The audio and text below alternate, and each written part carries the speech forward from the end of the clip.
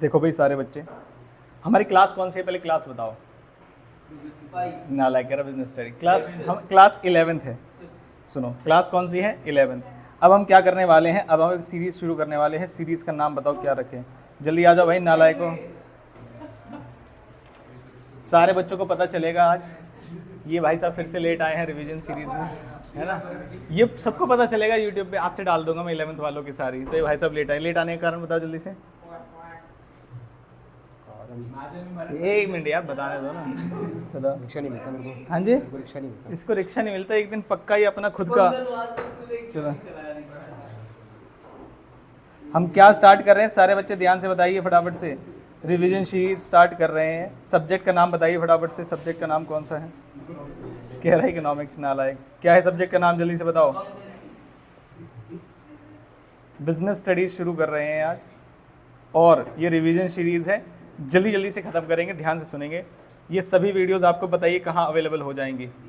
YouTube, अरे नालायक monetization YouTube channel पर, ठीक है। तो चैप्टर, हाँ दूसरे वाले पे जो स्कूल वालों के लिए, हाँ बना लिया अलग से, टेंशन नहीं, आज ही डालेंगे इसको। सुनो जरा ध्यान से, हमने क्या बीड़ा उठा, बीड़ा बोलते हैं, पीड़ा बोलते हैं, पीड़ा भी उठा ली हमने आप लोगों की, और बीड़ा भी उठाया हमने कि अब आपका रिवीजन कराएंगे चैप्टर नंबर 1 से लेके लास्ट तक। और किसी भी बच्चे को अगर क्लास में बैठे समय नींद आ जाए या कहीं और भाग जाए तो घर जाके भी उसे देख सकता है।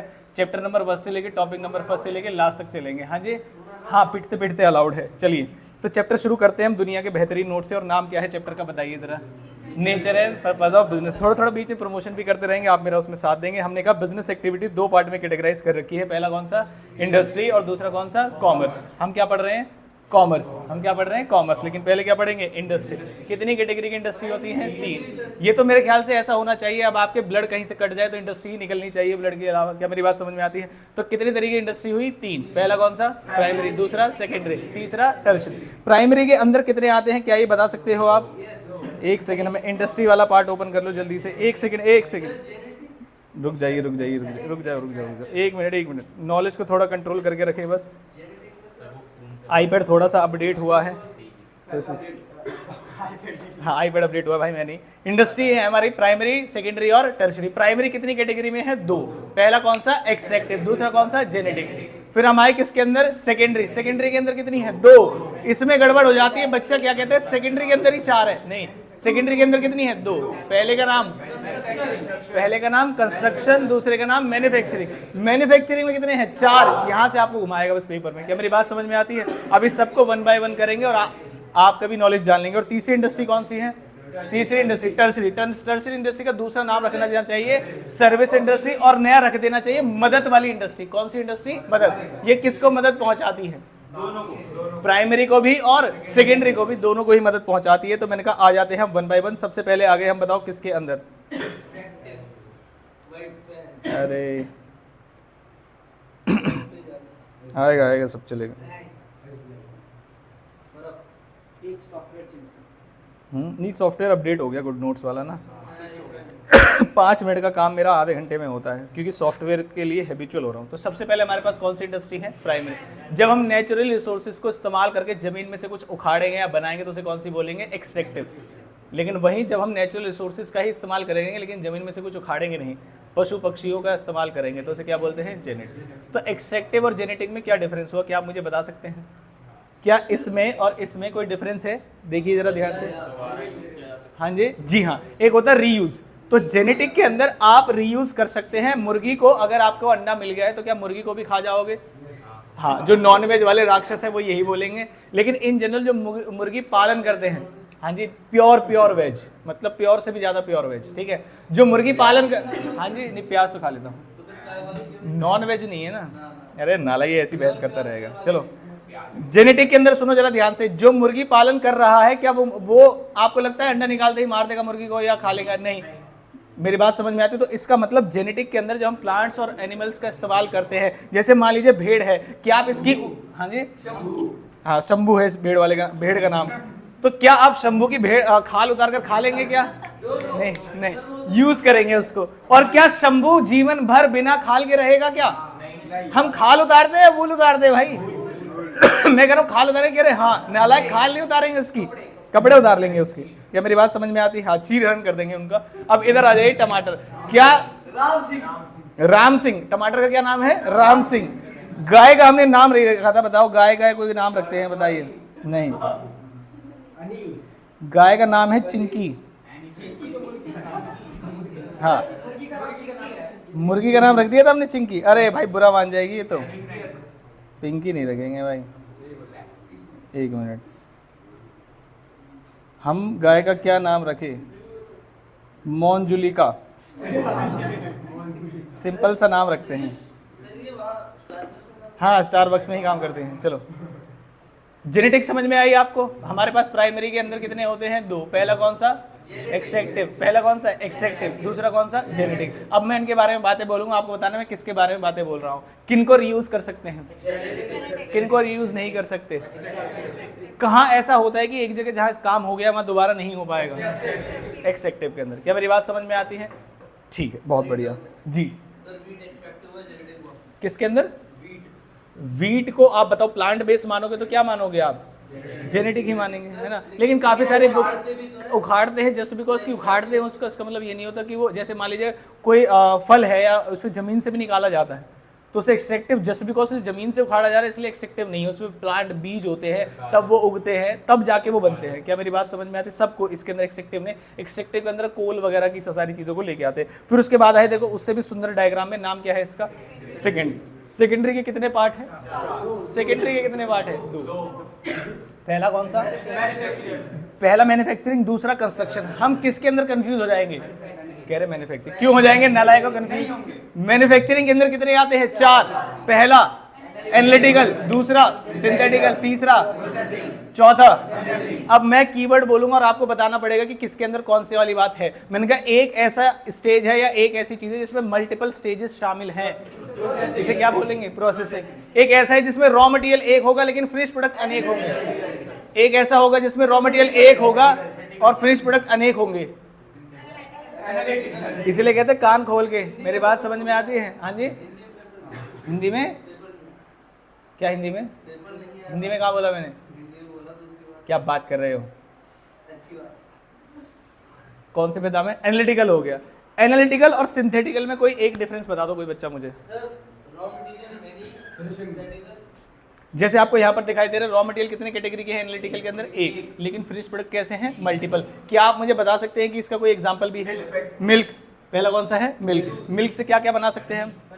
दही, पनीर, आइसक्रीम, चीज, बहुत ज्यादा बनकर जाएगा, छोड़ दीजिए। सिंथेटिकल में आ जाएंगे। सिंथेटिकल में मैंने आपको लिमिटेड से एग्जांपल दिए थे, जैसे कि सीमेंट और उसके बाद पेंट। इसके अंदर रॉ मटेरियल एक है या एक से ज्यादा है? एक से ज्यादा रॉ मटेरियल है और फिनिश गुड्स क्या है हमारे? क्या मेरी बात समझ में आती है? हाँ, ऐसे एक्सप्लोसिव एग्जांपल्स ना दे प्लीज क्लास में। उसके बाद हमने प्रोसेसिंग तो देख लिया था। नेक्स्ट कौन सा बचा है? असेंबलिंग में भी बहुत सारे कंपोनेंट्स को मिला के एक बनाया जाता है और बड़ा सुंदर सा डिफरेंस बन जाता है। किस किस में बताओ जरा? सिंथेटिकल में और असेंबलिंग।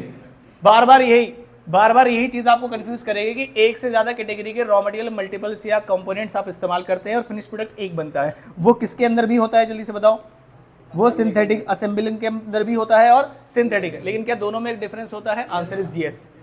मैं एक बात बोलूंगा और आपको डिफरेंस बताना है कि ये किसकी बात कर रहा हूं। मैंने कहा इसके अंदर जो भी प्रोसेस होती है और जिससे भी फिनिश प्रोडक्ट को बना दिया जाता है उसे ओरिजिनल वापस से उसी फॉर्म में लाया जा सकता है असेंबलिंग के अंदर। मैंने कहा एक ऐसा है जिसके अंदर अपने आप में ही जो इसके कंपोनेंट हैं वो फिनिश गुड्स हैं, उन्हें मार्केट में सेल किया जा सकता है। जैसे कि कार असेंबल हो रही है तो क्या मार्केट में इनके अलग से टायर भी मिल जाएंगे?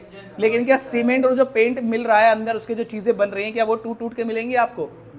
मेरी बात समझ में आ गई? जैसे मान लीजिए आपने कहा कि मेरे सीमेंट में गलती से पानी चला गया, वो कठोर हो गया, जरा मार्केट से एक ऐसा केमिकल ले आता हूँ कि वापस ओरिजिनल उसी फॉर्म में आ जाए, क्या ऐसा हो सकता है? लेकिन अगर मान लीजिए गाड़ी के इंजन में पानी चला गया, खराब हो गया, तो क्या इंजन वापस आ सकता है? यस। टायर खराब हो गया, टायर वापस आ सकता है? यस। तो सिंथेटिकल के अंदर जो भी हम फिनिश प्रोडक्ट बनाते हैं अनटिल अनलेस कोई साइंटिफिक प्रोसेस लगा के उन्होंने निकाल दिया एक अलग बात है, लेकिन इन जनरल जो उनके फिनिश प्रोडक्ट्स बन जाते हैं उन्हें वापस से उनके ओरिजिनल फॉर्म में नहीं लाया जा सकता। इसका बड़ा एक सिंपल सा एग्जांपल है। कोई बच्चा मुझे फोन दिखाओ जरा जल्दी से।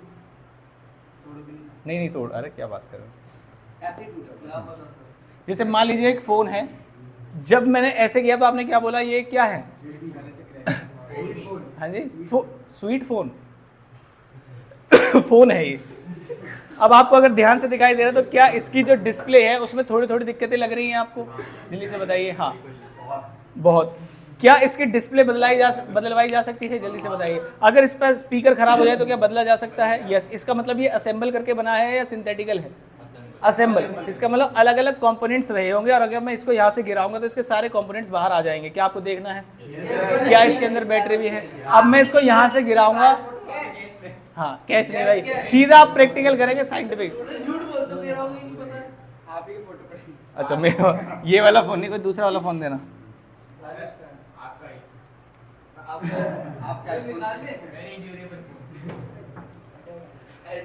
अब मैंने कुछ ऐसी चीजें बताई थी जो आपको एग्जाम में याद करने में बड़ी आसान करेंगे। डिफरेंस की टेबल पढ़ के चले जाना, आपको सारी चीजें याद हो जाएंगी। जैसे कि क्या लिखा उन्होंने, रिप्रोडक्शन किस में पॉसिबल है बताओ? एक्सेप्टिव में या जेनेटिक में? जेनेटिक में पॉसिबल है। लिविंग ऑर्गेनिज्म की किस में बात की जाती है? एग्जाम्पल्स क्या है इसके? कोल और ऑयल जिसे एक्सट्रैक्ट किया जा सकता है, और यहाँ से breeding of plants, fish hatchery. यहाँ पर जो ऑयल निकाला जाता है वो कौन सा वाला ऑयल होता है बताओ जरा? आओ आओ जल्दी से आओ, एक अच्छा सा बहाना बता रहा भाई लेट होने का। हाँ जी, कोल्ड हो गया था तो 15 मिनट में ठीक हो गया हो, 15-20 मिनट में। एक सेकंड आ जाओ।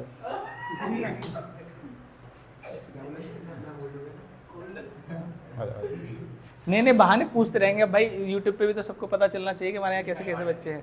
हाँ भाई साहब बताएंगे लेट क्यों? क्या नाम है आपका? आदर्श नाम है, हालांकि काम आदर्श वाले कोई नहीं है इनके। लेट क्यों हुए? रास्ते में आते हुए कोल्ड हो गया था? फिर हाँ जी, एक दो दिन पहले से हुआ था और आप आज लेट आए क्यों? 15-20 मिनट में आराम लग गया? कहीं सही कारण बताओ देखो। हाँ जी, सो गए थे भाई, ताली बजाएंगे से सारे बच्चे, सो गए थे। एक दो दिन पहले भी ये लेट हुए थे, बताइए उसका क्या कारण था? हाँ जी, बाइक स्टार्ट नहीं हो रही। बाइक स्टार्ट नहीं हो रही तो तुम स्टार्ट नहीं हो रहे थे? नालायक सोते रहते हैं, बैठो उधर।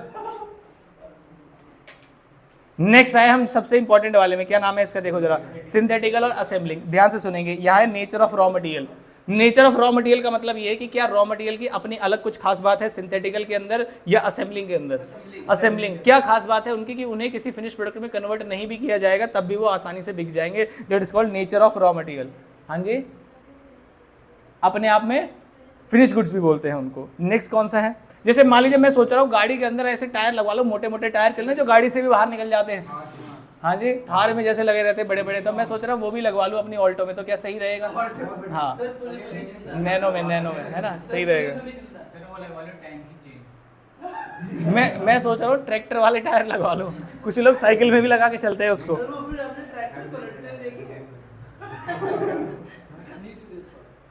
सेकंड पॉइंट क्या है उसका? What is the meaning of conversion back? अगर एक बार फिनिश प्रोडक्ट की फॉर्म में वो चला गया तो क्या उसकी ओरिजिनल फॉर्म में उसे वापस लाया जा सकता है? अगर फोन के अंदर बैटरी लग गई है, जब मैं उसे निकालूंगा तो उसे क्या बोला जाएगा? बैटरी ही बोला जाएगा। और अगर ठीक है तो क्या काम करेगी? Answer is yes. उसके बाद जैसे मान लीजिए मैंने कहा आपके अंदर से अगर दिमाग निकाल लिया जाए, इज इट पॉसिबल? यस। क्या वो वर्किंग कंडीशन में है? यस। अनयूज है तो बहुत कोई दिक्कत होगी नहीं, मार्केट में बहुत ज्यादा जा सकता है। उसके यूज है। हाँ जी, हाँ, इस वाले कमरे के इधर वाले लोगों के लिए जो बैठे हुए हैं। ठीक है, कन्वर्जन बैक की बात की मैंने। नेक्स्ट थर्ड पॉइंट क्या है? थर्ड पॉइंट क्या है? एग्जाम्पल। तो एग्जाम्पल हम पहले ही पढ़ चुके हैं। फिर आते हैं सेल। सेल वाला पॉइंट पढ़ के जरा मुझे समझाओ फटाफट से सारे बच्चे। सेल वाला पॉइंट, सेल वाला पॉइंट क्या कहता है कि जो अलग से कंपोनेंट्स बिक सकते हैं अपने आप में ही, वो किसके हैं? असेंबली। क्या मेरी बात समझ में आती है? ये तो हुई बात अंडरस्टैंडिंग की और रिलेटेड केस स्टडीज आती है। अब आता हूँ ऐसी बात पे जो कि थ्योरेटिकल भी, हाँ जी, डिफरेंस लिखने के लिए नहीं आता लेकिन याद यहीं से होगा आपको। थोड़ा बहुत जो याद है ना आपको, वो डिफरेंस से ही रहा होगा। क्या मेरी बात समझ में आती है? तो ये आपको रटने में मदद करेगा, हालांकि रटना नहीं चाहिए।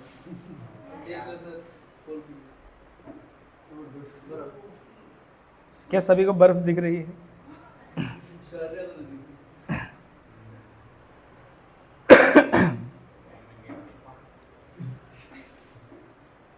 देखो भाई, गरीबी दिख जाएगी अगर मैं चैनल पे डालूंगा तो। क्या डाल दूं? बहुत बढ़िया। हाँ, तुम तो मना करोगे, नालायक, तुम लेट आए थे। चलो, फर्स्ट टॉपिक क्या है जरा फटाफट से देखिए। Business risk. बिजनेस रिस्क का क्या मतलब है कि क्या बिजनेस में रिस्क होता है? Answer is yes. Chapter number 1 में यही पढ़ाया जाता है, बिजनेस में रिस्क होता है। उससे भी पहले मेरा मन कर रहा है मैं आपको डिफरेंस की टेबल पढ़ा दूं, लेकिन दिक्कत यही है कि टेबल ढूंढने में मुझे 1 साल लग जाएगा। क्या आपके पास टाइम है? बहुत बढ़िया। क्या मैंने डिफरेंस की टेबल यहीं लिखवाई है क्या? कौन से वाली पीडीएफ में लिखवाई बताओ जरा। PDF नंबर बताओ जल्दी से।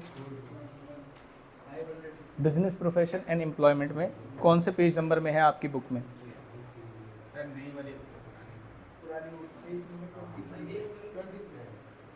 हाँ भाई, कोई बुक बेच तो नहीं रहा?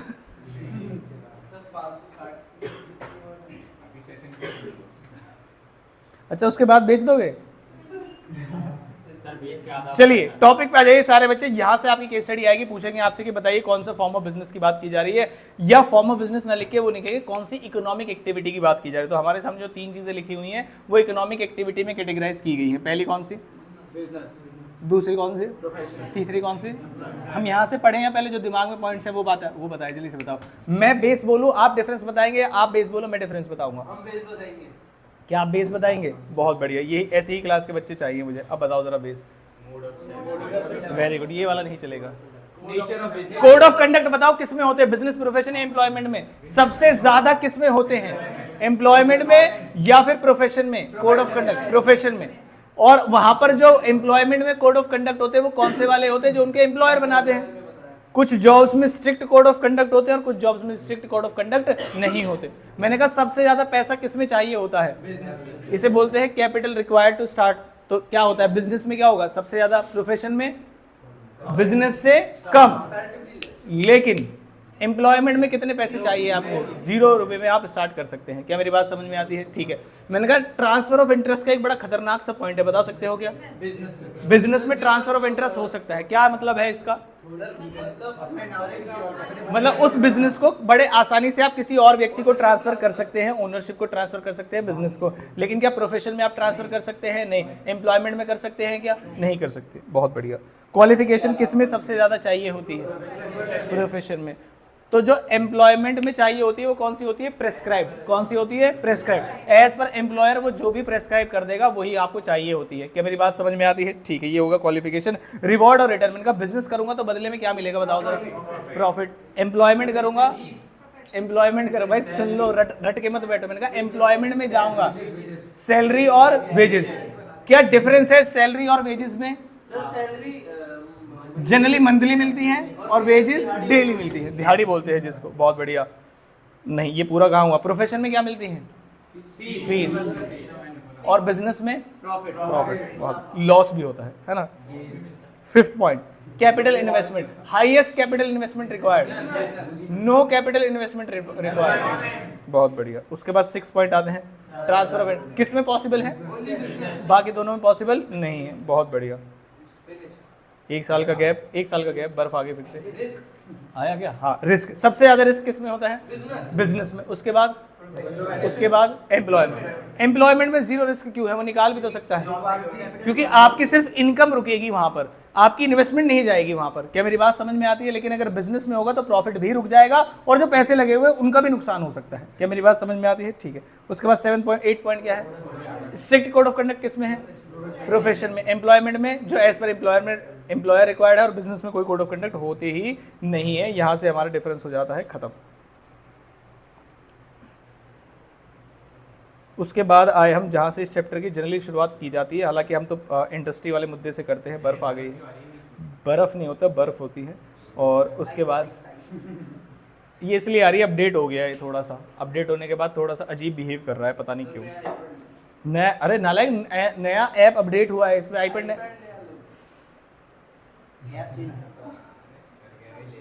तुम्हारे अंबानी जी नौकर तो नहीं है? नालायक, कुछ भी छोटी सी प्रॉब्लम होगी, हमने तुम्हें बदला क्या? चलो बिजनेस की मीनिंग पे आ जाते हैं। मीनिंग और उसके फीचर्स। पहली लाइन पढ़ो, पहले पॉइंट पे आ जाओ। क्या लिखा हुआ है ये? Economic activity. और इसका बार बार एमसीक्यू आएगा और आपसे पूछेगा बताओ जो हमने फॉलोइंग एग्जांपल दिए इकोनॉमिक एक्टिविटी है या नॉन इकोनॉमिक एक्टिविटी है, या ऐसे बोलेगा identify the non economic activity out of the following. क्या मेरी बात समझ में आती है? मैंने कहा a singer singing in a concert. Non economic. मौसी का लड़का है ना तुम्हारे, हाँ, ये दिलजीत जो गाने गा रहा है, फ्री में ही तो गा रहा है, नालायक, गाने ही तो गा रहा है। तुम अपनी छत पे खड़े होकर गाना नहीं गा रहे। मैंने बोला singer singing in a concert, क्या बोलेंगे इसको? इकोनॉमिक। मैंने कहा कुकिंग फूड। यस, अभी आपको आंसर नहीं देना, आपको बताना है कि फूड को कुक कौन कर रहा है। अगर मदर घर पे कर रही है तो, और अगर कोई शेफ रेस्टोरेंट में कर रहा है तो इकोनॉमिक में आ जाएगा। हाँ उसके डिटेल में इन जनरल की बात की थी। हाँ मैंने कहा एक शेफ ने एक रेस्टोरेंट में खाना बनाया, उसका मन कर रहा था वहां खाना आया, खाने को आगे बढ़ाओ ना, फालतू की कितनी बातें हैं। एक शेफ एक रेस्टोरेंट में खाना खाने गया, उसे अच्छा नहीं लगा तो उसने वहां पर बना के दिखाया सबको, उसके कोई पैसे चार्ज नहीं किए। मेरी बात समझ में आ रही है आपको? ये बात की जा रही है, हम डिटेल में नहीं, हम इन जनरल बात करेंगे। कैसी बात करेंगे? इन जनरल, कि अगर पेपर में सिर्फ इतना सा लिखा हो तो आपको क्या आंसर करना है। क्या मेरी बात समझ में आती है? ठीक है। कैरेक्टरिस्टिक्स में आए, हमने क्या सबसे पहले तो इकोनॉमिक एक्टिविटी बता दी आपको, इसके अंदर क्या क्या होता है बताइए।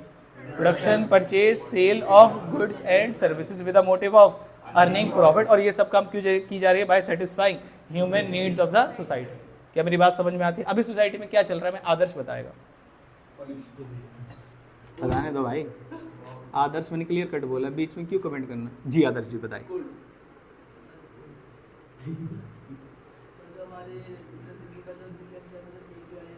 इसी बात पे AQI की फुल फॉर्म आ जाए। वेरी गुड, ताली बजाएंगे सारे बच्चे इस बच्चे के लिए। कौन से लेवल पे चला गया है? हैं? कौन बोल रहे? 600 कुछ है नालायक, 1023 एक जगह 600 कुछ पहुंच गया था आज सुबह। नहीं आज मैंने सुबह ही देखा, किसी कहीं कोई बता रहा था। भाई साहब 1000+ तो मार दोगे क्या हमें? 1000+। कैरेक्टर्स, हाँ किसी ने मुझे बताया था कि क्या नाम है, अभी दिल्ली की जो हवा है वो ऐसी जैसे एक दिन में आप 18 सिगरेट पी लो। 50 हो गया। फिर मैंने सोचा क्यों ना एक और, जब इतनी पी रहे हैं है ना, सही रहेगा क्या? हाँ जी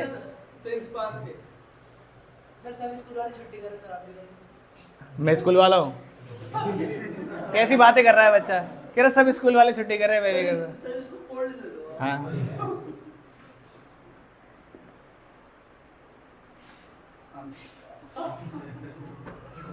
अगले टॉपिक की तरफ चलते हैं। पहले वो बीड़ी पी के भी दिखाया, यहाँ बुलाओ सामने।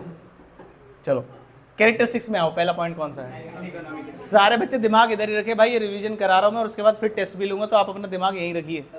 समझ में आई बात? पढ़िए पहला पॉइंट क्या है? Economic activity. कह रहे बिजनेस जो है वो जो करते हैं वो किसके लिए किया जाता है? इकोनॉमिक एक्टिविटी के लिए। उस वाले बिजनेस की बात करें, अदरवाइज तो लोगों ने NGO वगैरह भी खोले हुए हैं। क्या मेरी बात समझ में आती है? उसके बाद दूसरा पॉइंट क्या है? Production and product of goods and services. हम एक इकोनॉमिक एक्टिविटी के लिए बिजनेस ओपन करेंगे जिसमें सबसे पहला काम क्या करेंगे?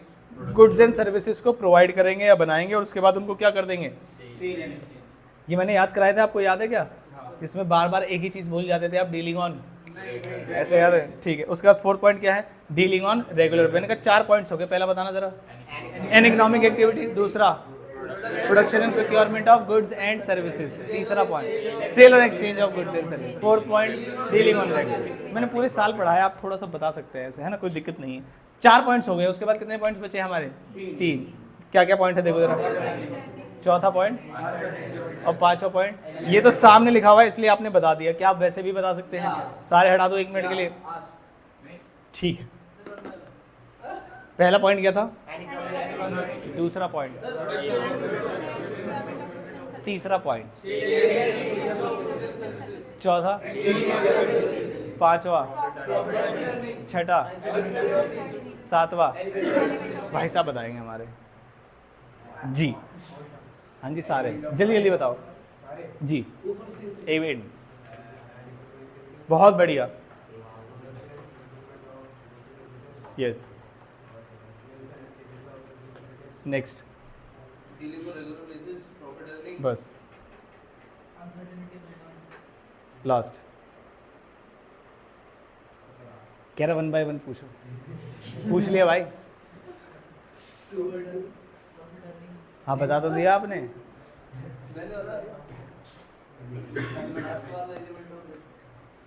नेक्स्ट टॉपिक की तरफ आया और उसका नाम क्या है?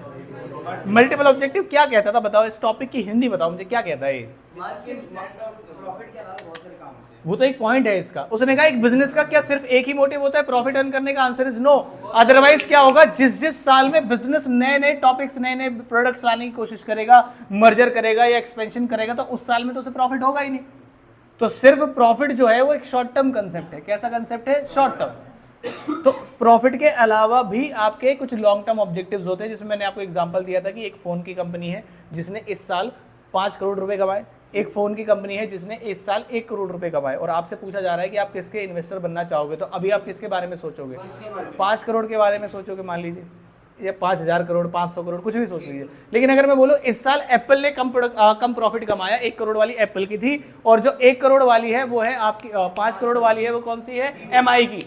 तो आपको क्या लगता है एप्पल का प्रॉफिट क्यों कम हुआ? वो क्योंकि वो रिसर्च एंड डेवलपमेंट में लगा हुआ है, नए नए प्रोडक्ट्स ला रहा है, लॉन्च कर रहा है, और जब एक बार आ जाते हैं तो सेल ऑटोमेटिकली बढ़ जाती है। क्या मेरी बातें समझ में आती है? तो इसलिए सबसे पहला पॉइंट कौन सा है? Market standing. कौन सा पॉइंट है? मार्केट से, कि मार्केट में आपकी वैल्यू किस तरीके से परसीव की जा रही है। जैसे मैंने आपको कुछ प्रीमियम फोन्स के नाम बताओ मुझे, जो कंपनी प्रीमियम फोन्स बनाती है।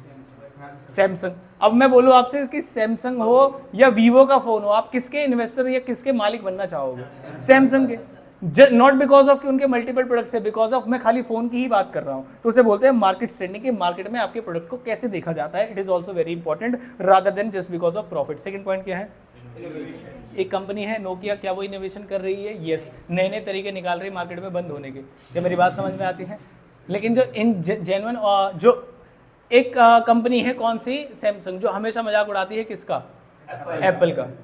वो उन्हें हर साल ट्वीट करते हैं जैसे ही वो नया आईफोन लाते हैं ना, बहुत सारी चेंजेस के बाद, पीछे कैमरे में जो खेलते हैं वो, उन सारे चेंजेस के बाद फिर वो बोलते हैं वहां पर ट्वीट करके खेलते हैं, let us know when it will fold. इसका मतलब समझ में आया? उनके तो फोल्ड फोन आ चुके हैं, तो अब सैमसंग अभी तक नहीं लाया है। क्या मेरी बात समझ में आती है? सैमसंग ला चुका है, एप्पल नहीं लाया है। और अभी उन्होंने आईफोन 16 निकाला और उसमें खास बात क्या की, उन्होंने कहा हमने एक बटन दिया है ना, जूम इन और जूम आउट, और उससे कैमरा भी ओपन हो सकता है। सैमसंग कह रहा वाओ, 11 साल पहले हमने एक फोन निकाला था उसमें ये वाला फीचर था, और देखो 2000 इसमें इसलिए कहते हैं कि अच्छा होना और किसी बात को अच्छा दिखाना, ये दोनों अलग फर्क है। उन्होंने बस इस बात का हवा बना दिया कि देखो उन्होंने एक ऐसा फोन लाया है जिसमें अब जो भी लोग व्लॉगिंग वगैरह करते हैं वो आसानी से इसको पकड़ सकते हैं। क्या लेके आए? बस वो बटन। इसके लिए लोगों ने क्या परचेज किया? आईफोन 16। हाँ जी, हाँ न्यू चिप ले गए। कहाँ लगाई तुम्हें? ऐसा कौन सा काम है जो न्यू चिप? सुनना जरा ध्यान से, देखो ना कैसे हमारी जो जनता उसे बरगलाया हुआ है उन्होंने। जो आईफोन 16 में जो चिप लगी हुई है और जो 15 में चिप लगी हुई है, कौन सा ऐसा काम है जो 15 वाली चिप नहीं कर सकती लेकिन 16 वाली कर सकती है? आपको कोई जवाब ही नहीं पता होगा इसके बारे में। क्या मेरी बात समझ में? कोई भी स्मूथ कुछ नहीं है, नॉर्मल। आप प्रो वाला खेलो, आप सुनो, प्रो वाला फोन लो और दोनों में खेलो, पता चल जाएगा नॉर्मल है।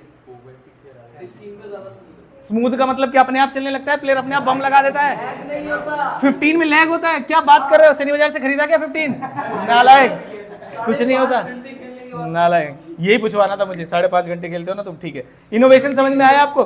दो तरीके इनोवेशन है, जरा ध्यान से देखिए क्या लिखा हुआ है यहाँ पर। इनोवेशन इन, आप नए नए प्रोडक्ट्स ला रहे हो या नई नई सर्विसेज ला रहे हो, या फिर क्या करेंगे? Innovation in various skills and, Apple multiple products ला रहा है, स्किल्स एंड एक्टिविटीज कर रहा है, स्किल्स एंड एक्टिविटीज कर रहा है। दूसरा क्या है यहाँ पर? Production services. कौन ज्यादा नए नए लेके आ रहे हैं बताओ जरा? सैमसंग लेके आ रहा है, नए नए प्रोडक्ट्स लेके आ रहा है। फोन, अब मैंने सुना है एक ट्रांसपेरेंट फोन बनने वाला है, अभी तो बाकी कंट्रीज में तो आ भी गया, पता है आपको? किसी एक कंट्री में मैंने देखा था, जापान में या कहीं चाइना में, कहीं ना कहीं तो आया था। हाँ जी, मेरा जो पर्सनल एक्सपीरियंस रहा ना, सैमसंग का एक एन सीरीज का फोन था एक, मतलब काफ़ी महंगा था वो, था भूल गया मैं कौन सा था, लेकिन वो हैंग करता था। तो सैमसंग के साथ जो मेरा एक्सपीरियंस है वो हैंगिंग एक्सपीरियंस है। अब वो सैमसंग हैंग कर रहा है या मेरे पास डाटा ज़्यादा था, मुझे नहीं पता, लेकिन ऐसा आईफोन में अभी तक नहीं देखा। तो मेरा पर्सनल तो यही फेवरेट है ना। हाँ आदर्श जी बोलिए। बात को बोलते हुए चलिए साथ में। फ्लेक्स फोन कौन सा होता है भाई? फोन को इंडिया में अवेलेबल है वो? क्या बात कर रहे हो? कितने का आता है? तो क्यों बातें कर रहे हो उसकी? चलो थर्ड पॉइंट क्या है जरा देखो। थर्ड पॉइंट क्या है? Productivity. What is the meaning of productivity? कह रहे आपके बिजनेस की जो मेन फोकस होना चाहिए वो होना चाहिए प्रोडक्टिविटी में, कम रिसोर्सेज लगा के ज्यादा आउटपुट निकाल देना। और इसका एक छोटा सा फॉर्मूला बनाया उन्होंने, क्या है? Value of output minus value of input is equal to productivity. ये आपसे पूछा जा सकता है फॉर्मूला लेके, आइडेंटिफाई द कैरेक्टरिस्टिक्स जो बताई गई है पिछले नीचे वाले क्वेश्चन में। फोर्थ पॉइंट क्या है आपका? Earning profit. It is one of the main objective of the business is to maximise profit. क्या मेरी बात समझ में आती है? और ध्यान रखना सारे बच्चे, अगर आपसे सामने कहीं एमसीक्यू आ जाए और पूछे कि आपके बिजनेस का मेन मोटिव क्या होना चाहिए, प्रॉफिट मैक्सिमाइजेशन या वेल्थ मैक्सिमाइजेशन? तो क्या आंसर लगाएंगे आप? Wealth maximisation. क्या होता है वो भी समझाऊंगा आपको। फिफ्थ पॉइंट क्या है? उसने कहा 4 तो अपने लिए काम कर लिए ना आपने, पहला काम क्या था बताना जरा? Market sending. पहला काम क्या था? मार्केट में स्टैंड आउट रहो, आप अपनी इमेज बनाओ। प्रॉफिट तो आता जाता बढ़ता कम होता रहता है, उससे कोई दिक्कत वाली बात नहीं है। क्या मेरी बात समझ में? दूसरा पॉइंट क्या है? इनोवेशन। नई नई चीजें करते रहो, क्या होगा? रिस्क होगा लेकिन बहुत आगे पहुंच सकते हो। टेस्ला को देख लो, आज अमेरिका चला रहा है। टेस्ला वाला नाम ही है ट्रम्प का, लेकिन पीछे सारा पैसा सारी स्ट्रेटेजी वो किसकी थी? टेस्ला वाले की। क्या नाम है उनका? Elon Musk. क्या मेरी बात? और रिस्क से तो वहां से पूछे 3 बार जो व्यक्ति बैंकरप्ट होते होते बचा है, उससे ज्यादा रिस्क दुनिया में किसने लिया होगा? इसलिए वो सबसे ज्यादा प्रॉफिटेबल। हाँ जी, क्या टेस्ला अपने आप चलती है? कंपनी आई, अभी कंपनी बनाएगी। मैंने एक जगह सुना था कि अब फॉरेन कंट्री में क्या हुआ कि उन्होंने ड्राइवरलेस टेस्ला लॉन्च कर दी है, जिसमें ओला उबर की तरह भी आने, मतलब आप बुक करोगे आपके घर के सामने गाड़ी आ जाएगी। मैंने कहा भाई हमारे घर के सामने अगर नॉर्मल ओला उबर आ जाए तो वही कंफ्यूज हो जाते हैं कि 4 बच्चे भर रहे हैं इधर से, उधर बूढ़े लोग भर रहे हैं, उधर सामान भर रहे हैं, वो उसको क्या बोलेंगे? हाँ जी, हाँ वो खुद ही चोरी। अब आप सोचो ना वो टेस्ला में क्या कर रहे हैं अंदर बैठ के, हमें क्या पता चले? पता चले खाना खा रहे हैं, उसके ऊपर गिरा दिया, ड्राइवर भी नहीं है कोई। मेरी बात समझ रहे हो आप? और ऐसे खुजली वाले बहुत है इंडिया में। एक बार हाँ, एक बार ड्राइवर सीट पे बैठ के देखूं क्या? एक बार रेस चला के देखूंगा क्या होगा? एक बार खाई में डाल के देखूं, अगर ये समझदार होगी तो ये नहीं जाएगी, है ना? हाँ चलो वापस आ जाएंगे। देखो इसी एग्जांपल से समझ में आ गया कि टेस्ला में क्यों कामयाब नहीं होगी, ठीक है, इंडिया में। सोशल रिस्पॉन्सिबिलिटी में आ जाए। उसने कहा जब आपका बिजनेस आगे बढ़ेगा तो मैं दो कंपनियों के बहुत ज़्यादा एग्जांपल लिए जाते हैं, रिलायंस कंपनी के और टाटा कंपनी के, और सबको पता है सोशल रिस्पॉन्सिबिलिटी में कौन ज़्यादा आगे है? टाटा कंपनी है। ऐसे ही मैं आपको एग्जांपल देता हूँ, जैसे मान लीजिए मैंने 2 एक्टर्स का एग्जाम्पल दिया आपको, आमिर खान और शाहरुख खान। बताइए ज़्यादा सोशल रिस्पॉन्सिबिलिटी कौन करता है? आमिर खान और सलमान खान, सॉरी आमिर खान और सलमान खान। अगर मैंने 2 ऑप्शन दिए ना, बताओ आमिर खान या सलमान खान। आपने सुना तो होगा ना किसके ज्यादा एनजीओ ज्यादा चल रहे हैं, पता है आपको? शाहरुख खान के ज्यादा चल रहे हैं। एक व्यक्ति है, मैं 2 व्यक्ति के नाम बताता हूँ आपको। एक है नाना पाटेकर, सुना है किसी ने? और एक है सुनील शेट्टी। इनके बारे में कुछ बातें बता दो जो इंटरनली मुझे पता है। वो ये है कि मुंबई के बहुत सारे हॉस्पिटल्स में बेड रिजर्व है उनके, शायद मैंने बताया भी होगा आपको किसी क्लास में। और लास्ट पॉइंट क्या है आपका? अगर नहीं अदर ही बोला आपने, ठीक। अदर ऑब्जेक्टिव्स में 3 चीजें हैं आपकी जो आपको आगे डेवलप करने के बारे में सोचना है। पहला जो आपके बिजनेस को चला रहे हैं, जिसे बोलते हैं डेवलपमेंट ऑफ किसकी? Physical and financial resources. मतलब अगर आप मान लीजिए बिजनेस के प्रोडक्ट्स हैं, उन्हें प्रोडक्ट्स को बढ़ाओ। 1 बिल्डिंग है तो 10 बिल्डिंग करो। मेरी बात समझ में आती है? अगर बैंक में आपके 10 करोड़ है तो उसे 100 करोड़ कर लो, 10 रुपए है तो 100 कर लो। क्या मेरी बात समझ में आती है? इसे बोलते हैं development of physical and financial resources. ये आपका ऑब्जेक्टिव होना चाहिए बढ़ाने का। फिर इस बिजनेस को चला कौन रहा है? मैनेजर। तो उस मैनेजर की भी परफॉर्मेंस को इंप्रूव करनी है आपको। और काम कौन करता है? एम्प्लॉय। तो एम्प्लॉय की भी परफॉर्मेंस को आपको इंप्रूव करना है। तो 3 ऑब्जेक्टिव्स मैंने बताया। पहला कौन सा? Development of physical and financial resources. दूसरा कौन सा? Development of managers performance. तीसरा डेवलपमेंट ऑफ वर्कर्स परफॉर्मेंस। तो ये सारे हमारे ऑब्जेक्टिव्स हो गए। अब आप मुझे जल्दी से बताएंगे पहला ऑब्जेक्टिव कौन सा? Market standing. दूसरा इनोवेशन। तीसरा प्रोडक्टिविटी। चौथा अर्निंग प्रॉफिट। 5वां सोशल रिस्पॉन्सिबिलिटी। और छठा, जब आप घर पे रिवाइज करोगे किसी एग्जाम के लिए तो क्या आपको लगता है और टॉपिक्स के कंपैरेटिवली ये जल्दी रिवाइज हो जाएंगे? क्या मेरी बात समझ में आती है? और कई बच्चे तो ऐसे कहते हैं तो इतने रिवाइज हम पढ़ेंगे ही नहीं, और फिर उनसे होता नहीं पेपर में। तो ये भी नहीं करना है आपको, ठीक है? समय लगाना है इस पर, कोई दिक्कत वाली बात नहीं। उसके बाद उसने कहा प्रॉफिट अगर दे दें आपके बिजनेस में तो क्या कर लोगे? प्रॉफिट क्या रोल प्ले करता है? तो आते हैं सबसे पहले किस पॉइंट पे? जब आप पूरे दिन काम करके आओगे घर में, अगर आपकी माता जी हैं, वाइफ है, पिताजी है, कोई भी व्यक्ति है, आपसे पूछेगा घर पे क्या लाए, तो उसने बोला बिजनेस के लिए प्रॉफिट जो है वो सोर्स ऑफ इनकम है आपका, घर इसी से चलेगा। पहला पॉइंट। दूसरा पॉइंट क्या है आपका? No business can survive in long run while facing continuous losses. कि अगर आपके लगातार लॉसेस हैं तो कोई भी बिजनेस ऐसा नहीं होगा तो बहुत लंबे समय तक सर्वाइव कर पाएगा। तो अगर आपको जीवन में कंटिन्यूटी चाहिए तो आपको क्या करना पड़ेगा? प्रॉफिट का।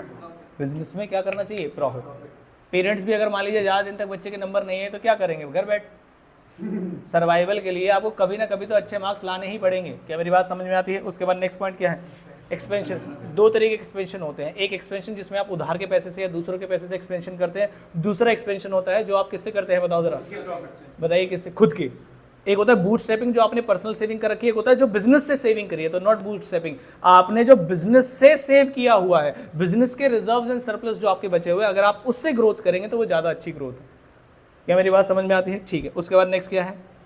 Reward for risk bearing. आपने सबसे ज़्यादा क्या लिया था? रिस्क। तो आज जो प्रॉफिट है उसी का रिवॉर्ड है। उसके बाद फिफ्थ पॉइंट क्या है?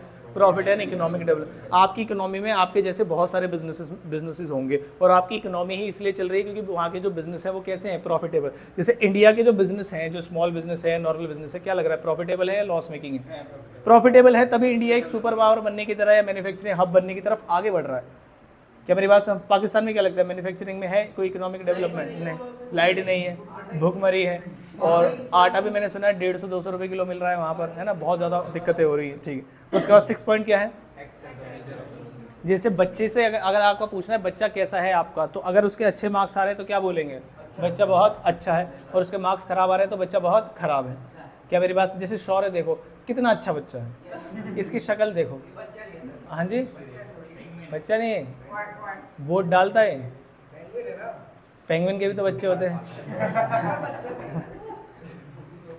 X as a measure of efficiency. समझ में आया आपको कि अगर आपको एक अच्छा बिजनेस बनना है, इन्वेस्टर से पूछो टाटा में पैसे लगाओगे रिलायंस में, तो रिलायंस में लगा देंगे। बताओ क्यों? इन्वेस्टर्स जो सिर्फ पैसे देखेंगे वो किस में लगा देंगे? मान लीजिए रिलायंस में। लेकिन अगर इमोशनल इन्वेस्टर्स होंगे तो वो किस में लगाएंगे? हालांकि टाटा भी बहुत अच्छा खासा प्रॉफिट देती है, मैंने ऐसे ही बोला है। तो टोटल मिला के कितने पॉइंट्स हो गए जरा ध्यान से देख लो।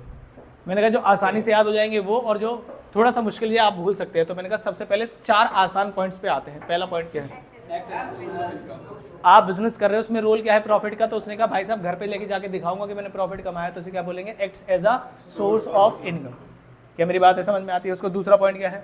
Continuity of business. तीसरा पॉइंट क्या है? Reward for risk bearing. चौथा पॉइंट क्या है? Expansion of business. और नेक्स्ट क्या है? इकोनॉमिक डेवलपमेंट और acts as a measure of efficiency. सारे बच्चे देख लीजिए, अब मैं पूछूंगा आपसे 1 बाय 1 जल्दी से।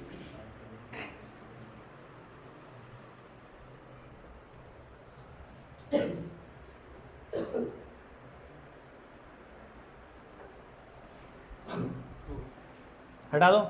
अगर इसकी हिंदी करने लगे तो घर जाके दिखाऊंगा इसको। लगातार घर पे प्रॉफिट ही लेके जाना चाहता हूं मैं। उसके बाद, और ये प्रॉफिट मैं क्यों लेके जाना चाहता हूं? क्योंकि मैंने रिस्क लिया था बहुत ज्यादा, और अब मैं बिजनेस को बढ़ाना भी चाहूंगा। तो मैं लगातार घर जाना चाहता हूं, क्या लेके? प्रॉफिट। तो पहले प्रॉफिट लेके जाना चाहता हूं, फिर लगातार लेके जाना चाहता हूं। और क्यों लेके जाना चाहता हूं? क्योंकि मैंने क्या लिया था? रिस्क। और आगे जाके मैंने क्या सोचा है? इस बिजनेस को बढ़ाऊंगा। तो 4 पॉइंट्स हो गए। और उसके बाद नेक्स्ट क्या है यहाँ पर? फिर मैं सोचूंगा किसके बारे में? इकोनॉमी के डेवलपमेंट के बारे में, और मेरे बिजनेस को अच्छा मान लिया जाएगा। कहानी समझ में आई आपको? पक्की बात है। अब बताओ पहला point acts as a measure of efficiency. दूसरा कंटिन्यूटी। तीसरा रिवॉर्ड फॉर रिस्क बेयरिंग। अब नालायक कहेंगे हिंदी में याद हो गया था। चौथा एक्सपेंशन। पांचवा इकोनॉमिक डेवलपमेंट। छठा acts as a measure of efficiency. बात हो गई खत्म। डिफरेंस हमने कर लिया था। ठीक है, तो ये वाला पीडीएफ हमने कर लिया है। सारी बर्फ यहाँ पर खत्म हो चुकी है।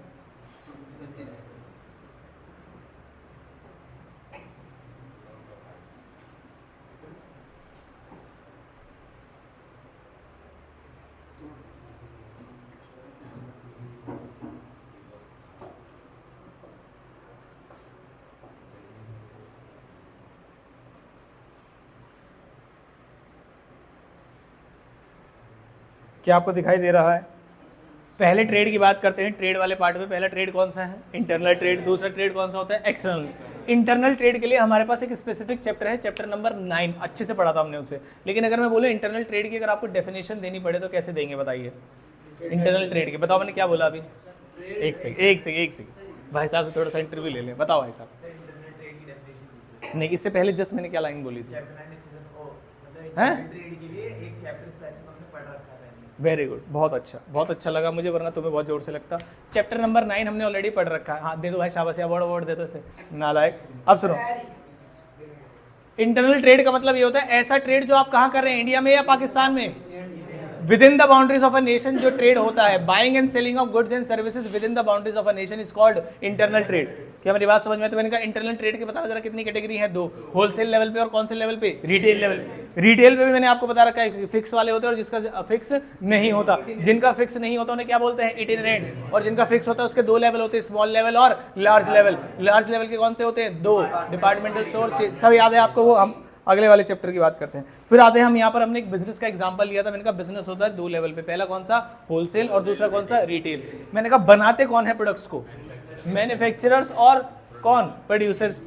क्या मेरी बात समझ में आती है? और इधर आगे तो हो होलसेलर, उनसे गुड्स वो इकट्ठे लेके जाते हैं और फिर वो रिटेलर्स को प्रोवाइड कर देते हैं और कंज्यूमर्स को। अब मैं डेफिनेशन बोलूंगा या तो रिटेल ट्रेड की या होलसेल ट्रेड की, आपको पहचानना पड़ेगा। क्या मेरी बात समझ में आते हैं? Buying in very very very bulk quantity, buying in bulk quantity comparatively less but providing in even smaller quantities, retail trade. क्या मेरी बात समझ में आती है? अगर मैं बाइंग कर रहा हूं मैन्युफैक्चरर से तो मैं कौन सी ट्रेड कर रहा हूं? होलसेल। अगर मैं बाय कर रहा हूं होलसेलर से और फिर प्रोवाइड कर रहा हूं कंज्यूमर्स को, रिटेल ट्रेड। क्या मेरी बात समझ में आती है? हमने इसे services provided by and to करके पढ़ा हुआ है चैप्टर नंबर कौन से में? 9 में। मुझे बता सकते हैं होलसेलर पैसे को लेके क्या बातचीत होती है? 2 तरीके असिस्टेंस प्रोवाइड करता है, बताओ कैसे? कैसे कैसे? एक तो क्या देगा? Advance payment. क्या देगा? एक तो एडवांस पेमेंट। दूसरा क्या है? जैसे ही रिमेनिंग गुड्स आएंगे उसकी तुरंत क्या कर देगा? Cash payment. दो अलग बातें। पहले क्या देगा आपको? एडवांस, कुछ एडवांस दे देगा ताकि आप लार्ज स्केल ऑफ प्रोडक्शन कर सके, सारा का सारा सामान आपका खुद खरीद लेगा, कोई दिक्कत वाली बात नहीं। उसके बाद नेक्स्ट कौन सी ट्रेड आई? क्या आपको पता है? यहाँ से एमसीक्यू बार बार पूछा जाता है। 3 होते हैं, एक्सपोर्ट, इंपोर्ट एंड एंटरपोर्ट। मैंने कहा buying of goods from another country is called production of goods in our country and selling it to another country, production of goods in our country and selling it to another country, export. क्या मेरी बात समझ में आती है? मैंने कहा importing of goods for the purpose of export, या फिर ऐसे भी पूछा जा सकता है कि आपको buying of goods from another country for the purpose of sale to another country. क्या मेरी बात समझ में आती है? तो इसे क्या बोलेंगे? एंटरपोर्ट। क्या ऐसा इंडिया करता है? यस। किसके केस में? पेट्रोल के केस में या ऑयल के केस में? क्या मेरी बात समझ में आती है? कहाँ से खरीदते हैं हम?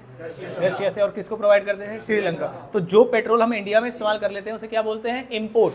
क्या बोलते हैं? इम्पोर्ट। और जो पेट्रोल हम इंडिया में लेके आते हैं और वहां से प्रोवाइड करते हैं श्रीलंका को, इसे क्या बोलते हैं? एंटरपोर्ट। बहुत बढ़िया। ये कुछ एग्जांपल्स मैंने यहाँ पर दे रखे थे, आप भी चेक कर सकते हैं। क्या ये चल रहा है? फिर मैंने एक सबसे पहले पेज पे लगा रखा है कि कौन सी प्रॉब्लम और क्या सॉल्यूशन। क्या मेरी बात समझ में आती है? बर्फ को ठीक हो जाने दो। ठीक, बताओ प्रॉब्लम्स दिखाऊं या सॉल्यूशंस दिखाऊं? बताओ, आप बताओ क्या करूं? प्रॉब्लम्स दिखाता हूं और आप सॉल्यूशन बताना। फाइनेंस की प्रॉब्लम को कौन सॉल्व करेगा? बैंक।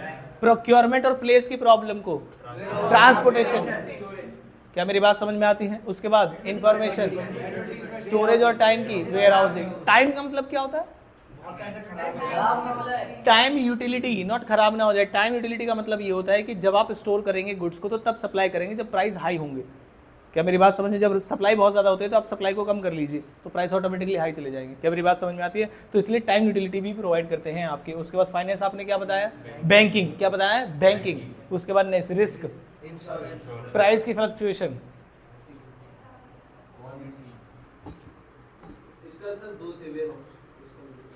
इसका भी आंसर क्या है? Warehouse. जो प्राइस की फ्लक्चुएशन होते हैं जैसे समय के साथ आप कंट्रोल करेंगे, यही बताया था मैंने आपको। प्राइस डाउन होंगे तो आप सप्लाई बंद कर दो। भाई अभी प्राइस डाउन है, जैसे अभी मान लीजिए सोना बढ़ रहा है या घट रहा है? घट रहा है। घट रहा है। धनतेरस तक या दिवाली तक वो अप गया था और हाईएस्ट पीक पे पहुंच गया था, लेकिन अब धीरे धीरे क्या आ रहा है? कम। अब लोग बोल रहे हैं सर शादियां आ रही हैं तो अब ज़्यादा होना चाहिए कम होना चाहिए? आप बताइए। ज़्यादा नहीं होना चाहिए। शादियां आ रही हैं तो एक कपड़े नहीं है कि आज शाम को पहनने आप सुबह लेके निकलेंगे। एक साल पहले प्लानिंग करते हैं लोग, 3 4 महीने पहले बाय कर लेते हैं। कोई भी ऐसा नहीं करेगा कि अगले हफ्ते शादी है चलो गोल्ड लेने परचेज करने चले। ये बात अपनी फैमिलीज में भी जानते होगे आप। क्या मेरी बात सबने आप नहीं जानते? तो गोल्ड बेचना देते तुम घर वाला, अगर तुम्हें पता होता तो। हाँ जी, नहीं मैं नहीं पहनता भाई गोल्ड। किसने बोला मैं गोल्ड पहनता हूँ? क्या गली में कुछ भी नहीं है, देखो नहीं कुछ भी नहीं खुली। 150 रुपये की चेन पहन के मुझे ऐसे समझ रहे जैसे मैंने 1.5 करोड़ की खरीद ली हो। मम्मी ने ले ली अब तो चेन, कह रहे तुम 150 रुपये की लायक भी नहीं हो। उतार दी भाई वो। ओए चेन स्नैचरो, चुपचाप। बिजनेस रिस्क पे आ जाते हैं हम। जैसे आप अपनी फैमिली के सबसे बड़े क्या हैं बताओ जरा? देखो लायबिलिटी अपने आप को क्या बोल रही है? एसेट। बेड मान लिया तुमने। रिकवर करने की प्रोसेस तो चल रही है, बेड तो हो ही चुके हैं। तो पहला टॉपिक क्या है बताओ जरा? Business risk. क्या बिजनेस में रिस्क रहता है? Yes, risk is an inherent part of every business. Larger the scale of business more will be the risk and smaller the scale of business less will give the risk. और थोड़ा सा depend करता है आपका business किस nature का है। अगर बिजनेस गुड्स वगैरह प्रोवाइड करने का है, क्या मेरी बात समझ में आती है, तो इसमें थोड़ा सा कम रिस्क होगा रादर देन कौन से वाले बिजनेस की बात करते हैं हम, बताइए जरा। आपने शेयर्स वगैरह के बिजनेस के बारे में सुना है, शेयर ट्रेडिंग वगैरह के बारे में, है ना, स्टॉक मार्केट, ऐसे में ज़्यादा रिस्क है कम रिस्क है? बहुत ज़्यादा रिस्क है। आपने क्या ज़्यादा सुना है, लोगों के ज़्यादा पैसे बने हैं या डूबे हैं? डूबे ज़्यादा है ना। आपने अलग सुना होगा, बिल्कुल कोई दिक्कत वाली बात नहीं। नेचर पे आते हैं। सबसे पहले कह रहे हैं रिस्क के बारे में और बताओ। रिस्क पहला पॉइंट क्या है बताओ जरा। Risk arises due to uncertainties. पता नहीं पेरेंट्स क्या कहते हैं, हमारा बच्चा क्या करेगा, हमें पता है क्या करेगा, गोबर करेगा, नालायक, पढ़ ही नहीं रहा वो। अनसर्टेनिटीज, अनसर्टेनिटीज का मतलब क्या होता है, सुनो जरा ध्यान से। अनसर्टेनिटीज का मतलब क्या है, जल्दी से बताओ। अनिश्चितता, क्या बोलते हैं, अनिश्चितताएं हैं। आगे जाके सेल होगी या नहीं होगी, बढ़ेगी कम होगी, कुछ नहीं पता, अभी आगे का कुछ नहीं पता, इसी को बोलते हैं अनसर्टेनिटी। लेकिन अगर मैं जॉब कर रहा हूं तो मुझे कोई अनसर्टेनिटी है क्या? नहीं, अगले महीने भी करूंगा, अगले महीने भी करूंगा, जब तक निकाल ना दिया जाऊं अपनी परफॉर्मेंस की वजह से, तब तक तो पता ही लगी हुई है। जैसे गवर्नमेंट जॉब सब क्यों करना चाहते हैं बताइए जरा, क्योंकि वो इसको रिमूव कर देती है, क्योंकि वो इसको क्या कर देती है, रिमूव। क्या ले आती है, सडन, कि आपको जॉब से इतनी जल्दी नहीं निकाला जा सकता, और कुछ गड़बड़ भी हो गई तो ज़्यादा ज़्यादा क्या कर सकते हैं, ट्रांसफर कर सकते हैं। सेकंड पॉइंट क्या है, हाँ जी, हाँ पढ़िए जरा। रिस्क इज एन इनहेरेंट या integral part of every business. हर एक बिजनेस के अंदर रिस्क होना तय है, ये हमने डिफरेंस में भी पढ़ा है। थर्ड पॉइंट क्या है, degree of risk depends upon nature and size of business. Nature का मतलब होता है, अगर स्पेकुलेशन बिजनेस है आपका, स्पेकुलेशन का मतलब जिसमें अंदाजा लगाया जाता है, ये सब किया जाता है, तो उसमें ज्यादा लॉस होगा या कम लॉस होगा, ज्यादा लॉस होगा। अगर स्पेकुलेशन बिजनेस नहीं है तो कम रिस्क होगा आपको। क्या मेरी बात समझ में आती है? जैसे आपने सुना है ये जो घोड़े वगैरह की रेस होती है, ये सभी ऐसे बिजनेस भी होते हैं, इसमें ज्यादा रिस्क होता है कम रिस्क होता है? बिजनेस है जिसका घोड़ा है वो इसका बिजनेस है, जो ऑर्गेनाइज करा रहा है वो बिजनेस है। मेरी बात समझ में आती है? जिसका वो फार्म है, जो रेस करा रहा है, जो कंडक्ट कर रहा है, उसके लिए बिजनेस, बाकी सब तो पार्टिसिपेंट्स हैं। मेरी बात समझ में आती है? पढ़िए जरा। तो यहाँ पर हमने कहा जैसे कि कौन से वाले हाई रिस्क होंगे, हमने कौन सा बोला, स्पेकुलेशन वाले जो होंगे उसमें हाई रिस्क होगा। मैंने कहा नॉन स्पेकुलेशन बताओ जरा क्या है, गोल्ड, ऑर्गेनिक फूड, लैंड, इनमें बहुत ज्यादा रिस्क नहीं होता अनटिल अनलेस लैंड में कहीं से कोई वो आ जाए। प्रॉफिट ही होगा, लैंड में लॉस तो होगा नहीं। लेकिन हाँ जी, गोल्ड में उतना ज्यादा उतार चढ़ाव नहीं देखा जाता जितना स्पेकुलेशन में। गोल्ड में पता है कि बढ़ेगा, जैसे मान लीजिए ऐसा तो नहीं है आज से 1 साल पहले गोल्ड 8,000 रुपये था और 80,000 रुपये हो गया, लेकिन क्या ऐसे शेयर्स हो सकते हैं जो पिछले साल 8 रुपये भी नहीं थे और आज 1,000 पहुंच गए? हाँ, क्या मेरी बात समझ में आती है? तो इसलिए कंपेरेटिव नेचर्स पे बात की गई है। उसके बाद फोर्थ पॉइंट क्या है बताओ जरा, ये हमने पहले भी पढ़ रखा है। उसके बाद आते हैं आज के आखिरी टॉपिक पे, और आखिरी टॉपिक का नाम क्या है कि बिजनेस में रिस्क किस कारण से होता है, इसकी कैटेगरी बतानी है आपको। पहला कारण और पहली कैटेगरी कौन सी है? नेचुरल, मतलब जो भगवान तंग हो जाते हैं। जैसे कौन कौन से बच्चे ऐसे हैं जो हमारे यहाँ नॉन वेजिटेरियन हैं, बताइए, कोई दिक्कत वाली बात नहीं है। ज़्यादा से ज़्यादा जान से ही तो मार दूंगा बस। 1 2 3 4, तुम्हें तो भाई किसी मुर्गे की ही बद्दुआ लगी है।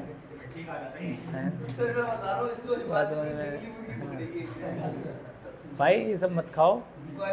आजकल जैसे लोग होते हैं ना जिम में, वो इंजेक्शन लगा के ऐसे हो जाते हैं, ऐसे ही वो मुर्गियों को भी ऐसे ही कर रहे हैं। और जो आप खा रहे हो उसके अंदर वो स्टीरॉइड्स और वो सब चीज़ें हैं। जैसे पहले होते थे ना मुर्गी पालन, हाँ जी, खाना भी मत भाई। आजकल ऐसे हो जाता है, सुबह सुबह तक तो ठीक थे, दोपहर को पता नहीं क्यों निकल लिए, हो सकता है बुलावा आया हो। क्या मेरी बात समझ में आती है? इसलिए बंद कर देना चाहिए। नहीं, अरे यार कितनी बार पूछ रहा है, नहीं खाता भाई मैं बिल्कुल।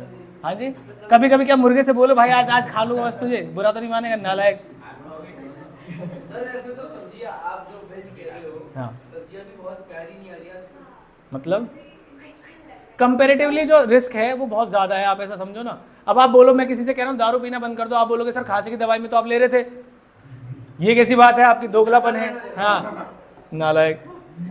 अच्छा, बात कहाँ से पकड़ के लाए, देख रहे हो इनका गधों को।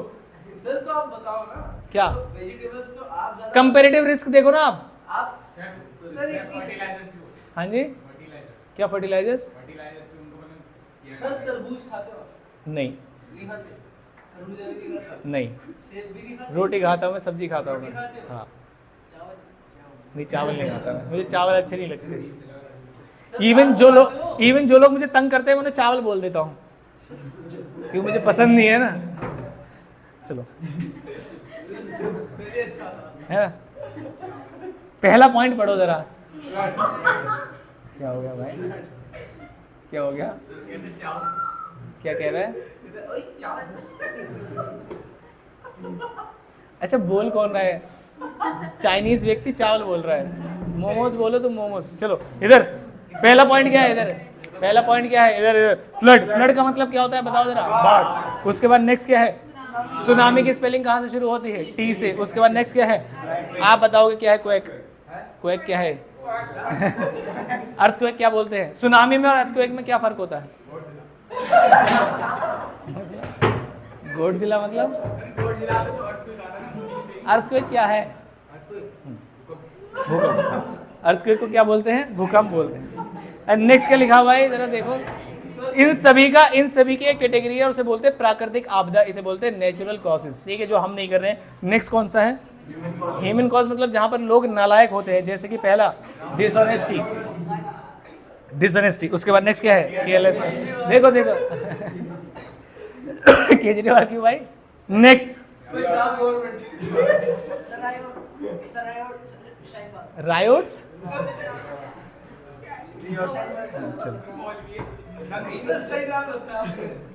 Next negligence of employees. Next क्या है? अब ये मत बोलना कोई बैटिंग कर रहा हो तो स्ट्राइक आ गई तो ये तो अच्छी बात होती है। उसके बाद next inefficiency in management. Management में इनएफिशिएंसी का मतलब क्या होता है?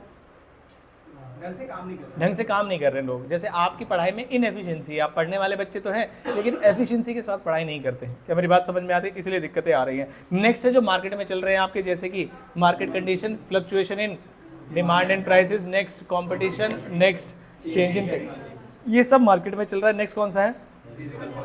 कहीं पर आग लग जाना, कहीं पर आग लग जाना, ये कौन से कॉजेज में आएगा? और जो जनरली पेपर में आता है वो आता है क्या नाम है कि आपके जो बॉयलर है, मशीनरी है, बस्ट कर गए हैं, फट गए हैं। इन सारी चीज़ों में ये मत बोलना कि ये भूकंप आया था इसलिए मशीन फट गई होगी।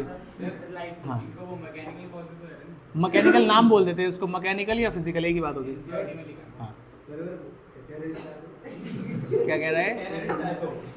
टेररिस्ट आया तो ह्यूमन कॉज पे रख देना। अगर टेररिस्ट आते समय अगर भूकंप आ रहा था तो उसे रख लो नेचुरल कॉज। समझ में आती है बात?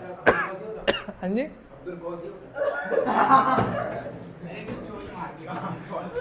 अच्छा पता है बोल कौन रहा है? इसके 3 नंबर आए टेस्ट में क्योंकि ये यही सोचता है। 10 आए थे, 80 में से 10। और देखो कितना प्राउड है ये, 80 में से 10 आए थे। जितना आप बोल रहे हो उससे 3 गुने से भी ज्यादा।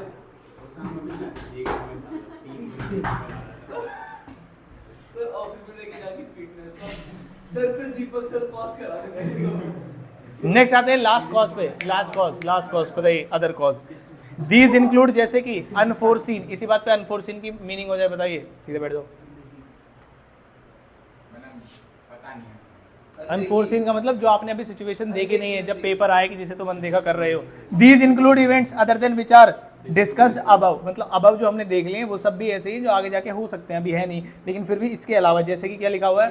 पॉलिटिकल डिस्टर्बेंस का मतलब ये होता है कि किसी, जैसे मान लीजिए जो हैदराबाद है और जो बेंगलोर है, वहाँ पर आपको क्या लगता है आईटी वाले लोग ज़्यादा है या कम है? बहुत ज़्यादा, क्योंकि वहाँ की गवर्नमेंट आईटी सेक्टर को फेवर करती है। मैंने कहा अगर मान लीजिए किसी पर्टिकुलर पार्टी की भी वहाँ पर गवर्नमेंट है और वो चेंज हो जाए जो कि मैन्युफैक्चरिंग को ज़्यादा बढ़ावा देती है, तो वहां पर आईटी वाली स्कीम्स हट जाएंगी। जब नई गवर्नमेंट आती है वो अपने स्कीम्स चलाती है। जैसे अभी यूएस में देखो इलेक्शन हो गए, कौन जीत गया बताओ जरा? Donald Trump.